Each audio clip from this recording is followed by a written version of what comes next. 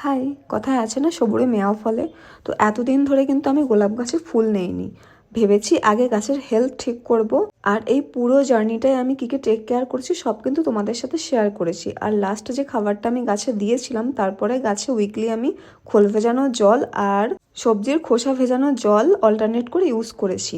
আর তাতে এখন গাছের আমার কন্ডিশন দেখো কি থেকে কি ট্রান্সফরমেশন হয়েছে।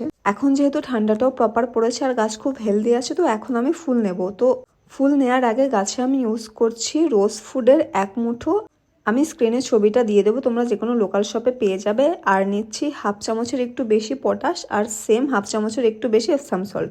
এই রোজ ফুডটায় ব্যালেন্সড খাবার তো থাকছে, কিন্তু তার সাথে আমি পটাশ আর এপসাম সল্ট ইউজ করছি, কারণ পটাশ হচ্ছে ফুলের সংখ্যা বাড়ায় আর এপসাম সল্ট ফুলের কালার খুব ব্রাইট করে। আর এই খাবারটা আমি এই পুরো ফ্লাওয়ারিং সিজনে মাসে একবার করে ইউজ করব। আর গাছে টাইম টু টাইম ফাঙ্গিসাইড কিন্তু দিতেই হবে এই টাইমে।